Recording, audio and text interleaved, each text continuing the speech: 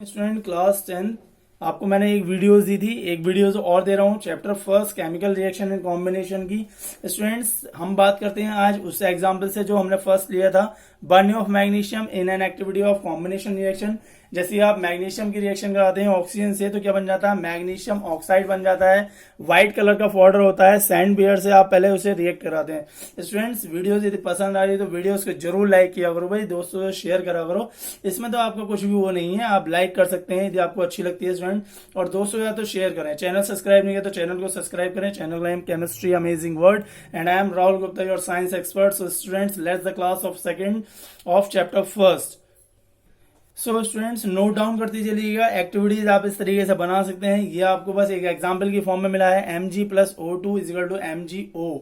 Students आपको याद हो तो मैंने लास्ट वीडियो में आपको कॉम्बिनेशन रिएक्शन के बारे में पढ़ाया था, इस वीडियो में आपको पढ़ा रहे हैं अब आप इसके सेकंड टाइप एग्जांपल के साथ साथ। ठीक है स्टूडेंट्स, तो मैग्नीशियम ऑक्साइड फॉर्म हो जाता है जब मैग्नीशियम ऑक्सीजन के साथ रिएक्शन करता है। ठीक है स्टूडेंट्स, तो ये आपके दो रिएक्टेंट लिए गए हैं और एक सिंगल प्रोडक्ट बनना है। ये ध्यान रखना कि कॉम्बिनेशन रिएक्शन में जो आपका रिएक्टेंट है वो दो होंगे और प्रोडक्ट जो होगा वो हमेशा एक होगा।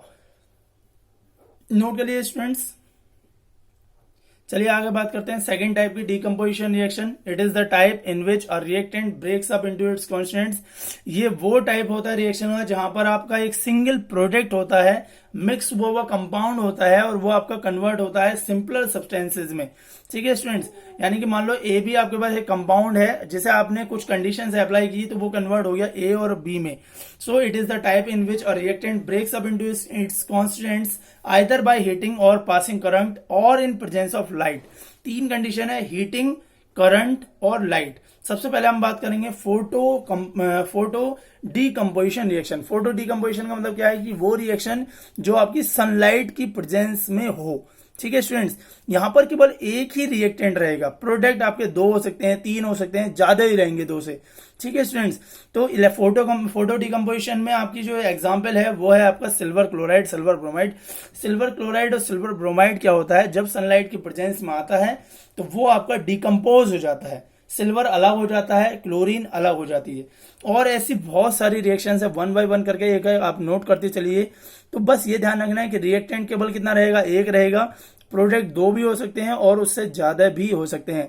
इस तरीके से आप अपनी कॉपी पर बना लीजिएगा, लिख लीजिएगा। ठीक है स्टूडेंट्स, सो स्टूडेंट्स आपने नोट कर लिया हो। देखिए यहाँ पर सिल्वर जो है आपके, सिल्वर क्लोराइड, सिल्वर ब्रोमाइड, जितने भी सिल्वर के हैलोजन होते हैं वो क्या करते हैं, सिल्वर को सनलाइट के प्रेजेंस में सेपरेट कर देते हैं, और जो दूसरा चाहे आपका कोई भी हैलाइड प्रेजेंट हो वो आपका गैस फॉर्म में वहां से रिलीज हो जाता है, यानी क्लोरीन, ब्रोमीन, आयोडीन, ये सब गैस की फॉर्म में वहां से रिलीज हो जाते हैं। तो आपको क्या करना है, रिएक्टेंट को सनलाइट की प्रेजेंस में रखना है, और सनलाइट में प्रेजेंस में रखते साथ ही आपका जो कंपाउंड रहेगा वो अलग अलग प्रोडक्ट में कन्वर्ट हो जाएगा, यानी ए अलग हो जाएगा, बी अलग हो जाएगा। इसका एग्जाम्पल देख लीजिए, सिल्वर क्लोराइड है। ठीक है, ये आपका जो फॉर्म्ड होता है वो आपका सनलाइट के प्रेजेंस में डीकम्पोज हो जाता है। नोट कर लीजिएगा स्टूडेंट्स, इसे भी आप। दूसरे की बात करें इलेक्ट्रोलाइटिक डीकम्पोजिशन, तो इलेक्ट्रोलाइटिक डीकम्पोजिशन जो होता है वो करंट के पास होने पर आपका ब्रेक करता है। जब हम किसी भी कंपाउंड में करंट को पास करते हैं तो करंट को पास करने पर क्या होता है, वो आपके उस कंपाउंड को ब्रेक करके एलिमेंट में या गैस फॉर्म में कन्वर्ट कर देता है। मोस्टली गैस फॉर्म में ही कन्वर्ट करता है। यदि कोई उसमें सॉलिड कंपाउंड प्रेजेंट है तो वो सॉलिड कंपाउंड की फॉर्म में उसे अलग कर देगा। सो देखते हैं second type, electrolytic decomposition by breaking by passing current. Current के पास करने पर ही ये रिएक्शन होती है स्टूडेंट्स। जैसे कि आप सोडियम क्लोराइड की बात कर लेते हैं, तो देखिए सोडियम क्लोराइड को जब आप उसमें करंट पास करेंगे तो क्या होगा, सोडियम अलग हो जाएगा, क्लोरीन गैस की फॉर्म में अलग हो जाएगी। वैसे ही वो आप आगे देख लीजिए, थर्ड टाइप होता है आपका थर्मल डीकंपोजिशन, यानी कि ब्रेकिंग बाय हीटिंग। जब आप किसी चीज को हीट करेंगे तब वो ब्रेक होगा। ठीक है, इसमें एग्जाम्पल आप देख सकते हैं। देखिए कैल्शियम कार्बोनेट हमने लिया है, कॉपर कार्बोनेट लिया है। कॉपर कार्बोनेट को जब आप हीट करेंगे टेस्ट ट्यूब में से तो क्या होगा, उसके अंदर से कार्बन डाइऑक्साइड गैस बाहर निकलने लगेगी और रह क्या जाएगा, कॉपर ऑक्साइड रह जाएगा। ठीक है, तो कॉपर कार्बोनेट का फॉर्मूला होता है CuCO3। जब आप इसे हीट करेंगे तो हीट करने पर क्या होगा, CuO कॉपर ऑक्साइड और CO2 कार्बन डाइऑक्साइड में कन्वर्ट हो जाएगा। इस रिएक्शन को नोट भी कर लीजिएगा, CuCO3 यहाँ पर कॉपर भी ले सकते हैं, कॉपर कार्बोनेट, या कैल्शियम कार्बोनेट भी ले सकते हैं, दोनों के लिए कोई दिक्कत वाली बात नहीं है। बस ये है कि कैल्शियम कार्बोनेट जो होता है वो ज्यादा हीट पर आपका हीट होता है, यानी जिसका टेम्परेचर होता है अप्रोक्स 1200 डिग्री सेल्सियस, और जो आपका कॉपर कार्बोनेट होता है वो इजीली डिसॉल्व हो जाता है, यानी इजीली सेपरेट हो जाता है। ठीक है स्टूडेंट्स, तो कैल्शियम कार्बोनेट की भी रिएक्शन लिख सकते हैं, कॉपर कार्बोनेट की भी रिएक्शन लिखते हैं, दोनों ही आपके सेम एग्जांपल हैं जो थर्मल डिकम्पोजिशन की प्रोसेस पर होते हैं, CaCO3 भी और CuCO3 भी। ठीक है स्टूडेंट्स, नोट कर लीजिए इसे आप रिएक्शन को, दोनों में ऑक्साइड फॉर्म्ड होगा, कार्बन डाइऑक्साइड डिस्चार्ज होगी। ठीक है स्टूडेंट्स, दोनों ही आपके ऑक्साइड हैं। देखिए कॉपर ऑक्साइड जो होता है वो ब्लैक कलर का रह जाता है, स्टार्टिंग में जो कलर है उसका देखिए ग्रीन टाइप है, और बाद में वो कैसे रह गया, ब्लैक टाइप। अब एक एक्टिविटी ले लेते हैं, हीटिंग ऑफ फास्फोरस सल्फेट। जब आप फास्फोरस सल्फेट को हीट करते हैं, फास्फोरस सल्फेट होता है FeSO4। स्टूडेंट्स बहुत इंपॉर्टेंट है, आपकी रिएक्शन बहुत इंपॉर्टेंट है, जरूर आती है।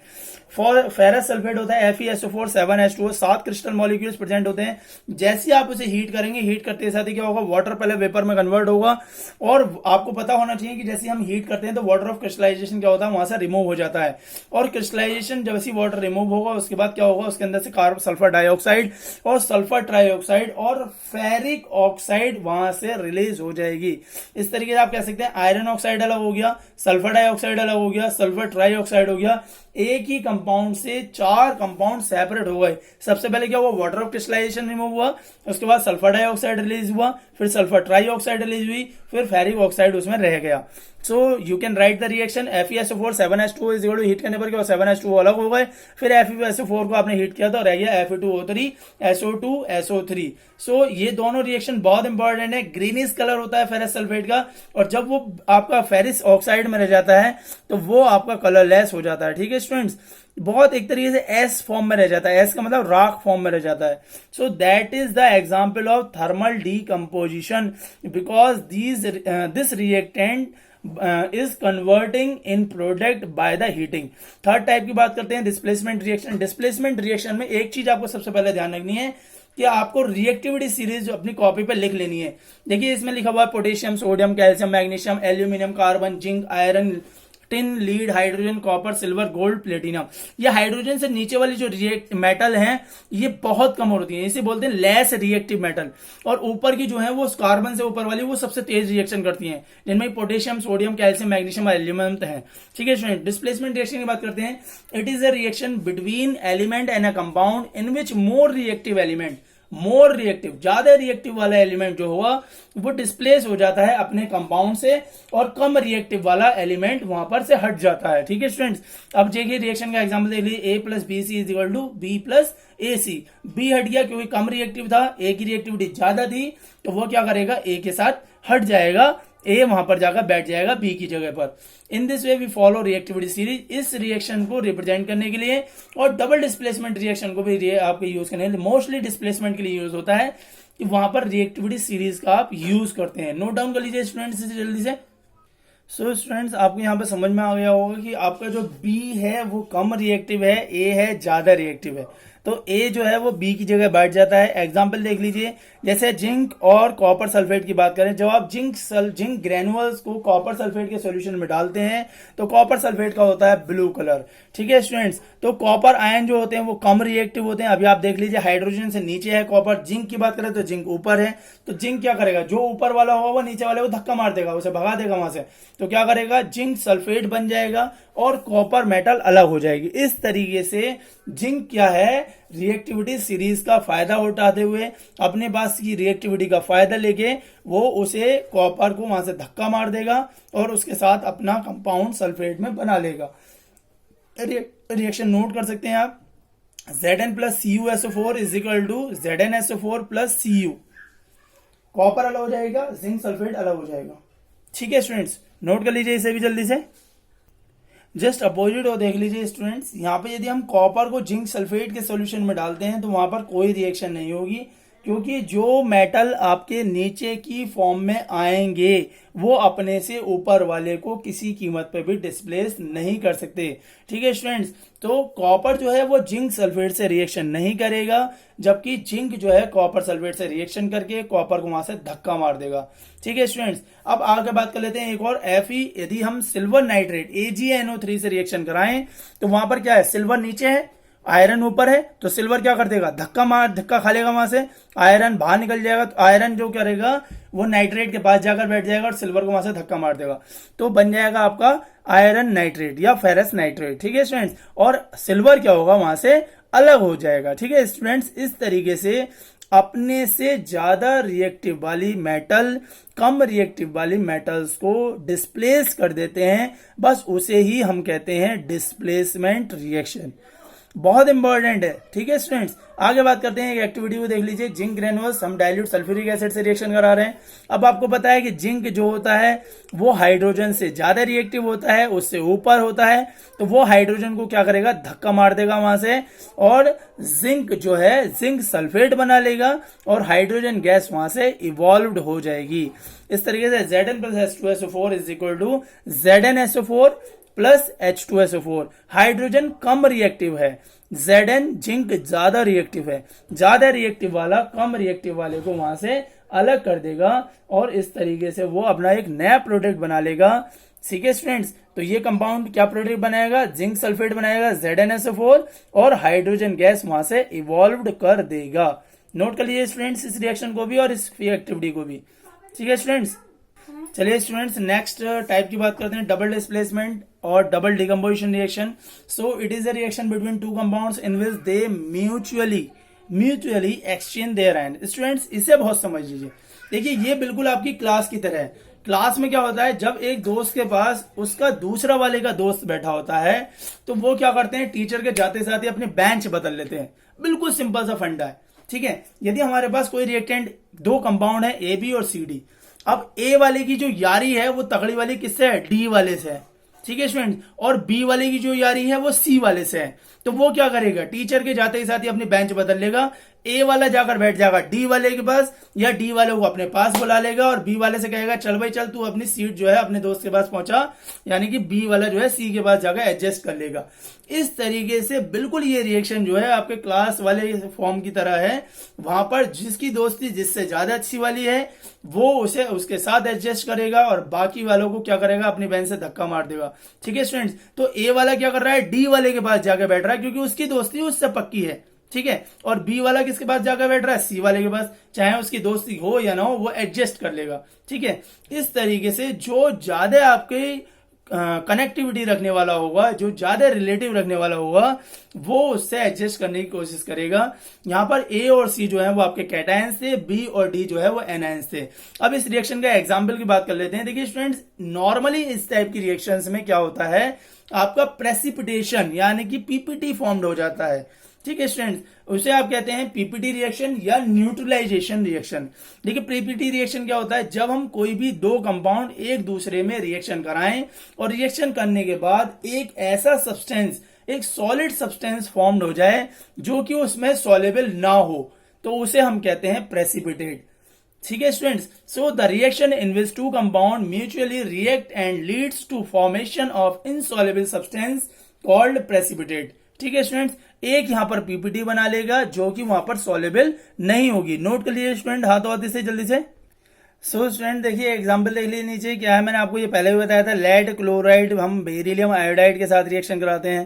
तो जो बोरोन आयोडाइड होता है वो क्या करता है, अपना आयोडीन भेज देता है लेड के पास और क्लोरीन ले लेता है खुद। तो इस तरीके से आपका येलो कलर का लेड आयोडाइड बन जाता है और बेरियम क्लोराइड बन जाता है, जिसमें येलो कलर का जो पीपीटी फॉर्म्ड होता है वो होता है लेड आयोडाइड का। बहुत इंपॉर्टेंट रिएक्शन है स्टूडेंट्स, नोट करनी है आपको। ठीक है स्टूडेंट्स, अगली बात करते हैं न्यूट्रलाइजेशन रिएक्शन।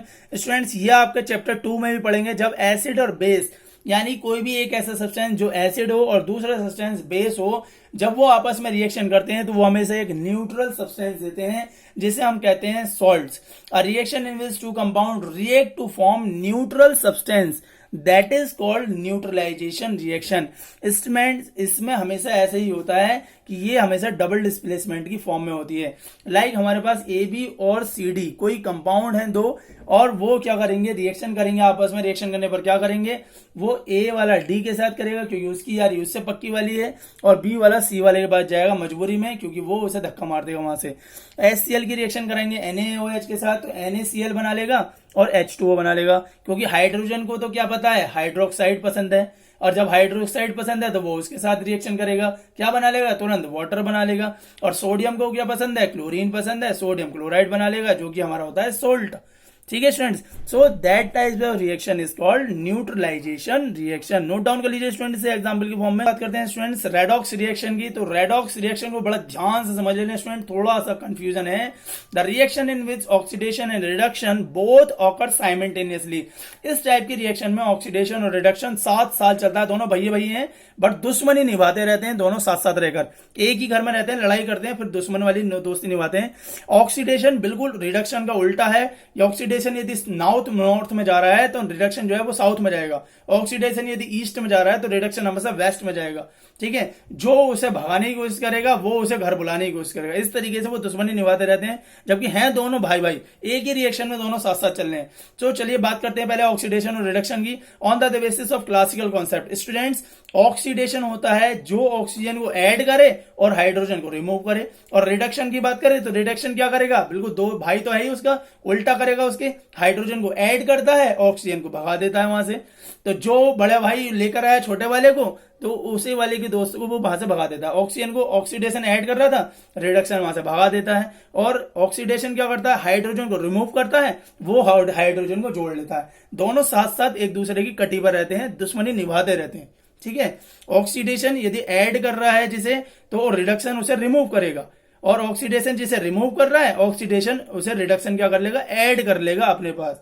ठीक है स्टूडेंट्स, ये बात ध्यान रखनी है, यदि कहीं भी ऑक्सीडेशन हो रहा है तो वो रिडक्शन भी जरूर करेगा। ये बात ध्यान से समझ लीजिए, ये बहुत फंडा है अपने आप में कि ऑक्सीडेशन और रिडक्शन दोनों ही एक रिएक्शन में होते हैं। जब हमारे पास कोई भी रेडॉक्स रिएक्शन गिवन होती है तो हमें चार चीजें ढूंढनी होती हैं। सबसे पहला सब्सटेंस ऑक्सीडाइज, फिर सब्सटेंस रिड्यूस, फिर ऑक्सीडाइजिंग एजेंट, और फिर रिड्यूसिंग एजेंट। बहुत आसान है, चुटकियों के खेल है स्टूडेंट्स, अब भी आपको समझ में आ जाएगा बिल्कुल क्या करना है क्या नहीं करना। इसे इतना नोट कीजिए, आगे बढ़ाते हैं। चलिए सो स्टूडेंट्स, नोट कर लेना आप लोगों ने, ऑक्सीडेशन और रिडक्शन दोनों भैया भैया होते भी एक दूसरे की जस्ट अपोजिट पे रहते हैं, कटी पे रहते हैं। दोनों के बीच में 36 का आंकड़ा रहता है। यदि एक जोड़ रहा है तो दूसरा घटाएगा उसे, दूसरा घटा रहा है तो दूसरा वाला उससे जोड़ लेगा। तो बिल्कुल ये आपको ध्यान रखना है कि किसी भी रिएक्शन में यदि ऑक्सीडेशन हो रहा है तो रिडक्शन भी जरूर होगा। यदि कोई कुछ जोड़ रहा है तो दूसरा उसे हटाएगा तुरंत से पहले। ठीक है स्टूडेंट्स, चलिए इसके एग्जाम्पल भी नोट कर लीजिएगा। देखिए मैग्नीशियम ऑक्साइड का एक एग्जाम्पल दे रखा है, सोडियम और हाइड्रोजन का एक एग्जाम्पल दे रखा है। ठीक है, तो यहाँ पर सब्सटेंस आपका ऑक्सीडाइज भी हो रहा है। मैग्नीशियम ऑक्साइड की बात करें तो मैग्नीशियम ऑक्साइड यदि मैग्नीशियम में बदलना है तो वो ऑक्सीजन छोड़ रहा है, यदि वो ऑक्सीजन में जा रहा है तो मैग्नीशियम छोड़ रहा है। ठीक है स्टूडेंट्स, तो अभी इसके बारे में बात करेंगे और ब्रीफली। स्टूडेंट्स, आप इस वीडियो में यहां तक स्टडी कीजिए। ठीक है, इसके एग्जाम्पल और आपको दिखा देते हैं। ऑक्सीडाइजिंग और रिड्यूसिंग एजेंट, देखिए ऑक्सीडाइजिंग एजेंट वो होते हैं जो ऑक्सीडाइज होते हैं खुद और रिड्यूस्ड करते हैं दूसरों को, विच ऑक्सीडाइज अदर, यानी कि क्या कर रहे हैं, दूसरों को ऑक्सीडाइज कर रहे हैं और खुद रिड्यूस हो रहे हैं। रिड्यूसिंग एजेंट जो खुद रिड्यूस होंगे और दूसरों को ऑक्सीडाइज करेंगे।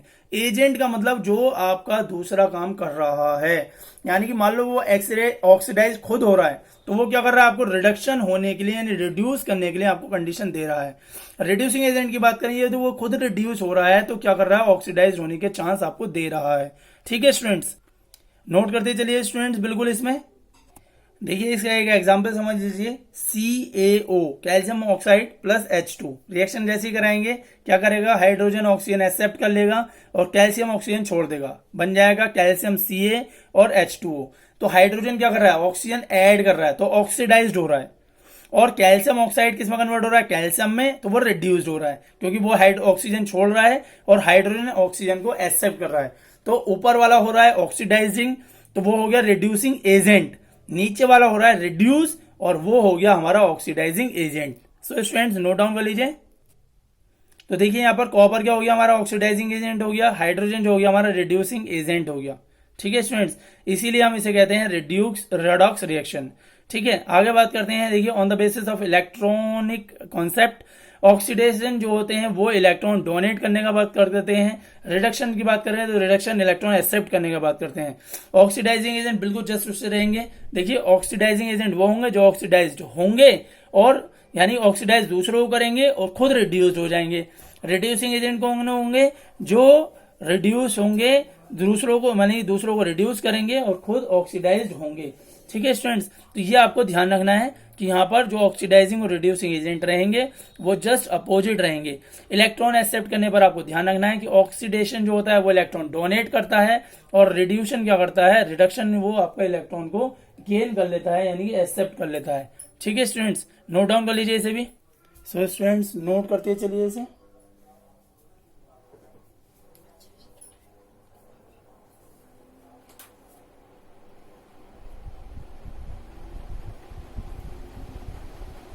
देखिए NaCl की हम बात करें तो सोडियम क्या करता है, अपना इलेक्ट्रॉन डोनेट कर देता है क्लोरीन को, और क्लोरीन क्या करता है, उस इलेक्ट्रॉन को एक्सेप्ट कर लेता है।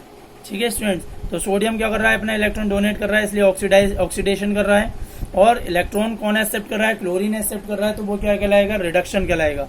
सो सोडियम कन्वर्ट हो रहा है किसमें, सोडियम आयन में, ऑक्सीडेशन कर रहा है। क्लोरीन में कन्वर्ट हो रहा है, इसलिए वो क्या कर रहा है, आपका रिडक्शन कहलाएगा। नोट कर लीजिए इसे भी एग्जाम्पल की फॉर्म में, जो इलेक्ट्रॉन डोनेट करने की फॉर्म में है या एक्सेप्ट करने की फॉर्म में। सो स्टूडेंट्स, रेडॉक्स रिएक्शन की हम बात करें तो हमने अभी बताया था आपको, रेडॉक्स रिएक्शन वो होती हैं जिनमें ऑक्सीडेशन और रिडक्शन दोनों साथ साथ चलता है। ऑक्सीडेशन भी साथ साथ चल रहा है और रिडक्शन भी साथ साथ चल रहा है। सो ये बात आपको ध्यान रखनी है कि यहाँ पर यदि ऑक्सीडेशन हो रहा है तो रिडक्शन भी जरूर होगा। कॉपर ऑक्साइड की यदि हम हाइड्रोजन से रिएक्शन कराएं तो वो क्या कर रहा है, ऑक्सीजन एक्सेप्ट कर रहा है। ठीक है, तो कॉपर में कन्वर्ट होता है रिड्यूस, और हाइड्रोजन से वाटर में कन्वर्ट हो रहा था ऑक्सीडेशन। ये एग्जांपल मैंने अभी बताया था आपको।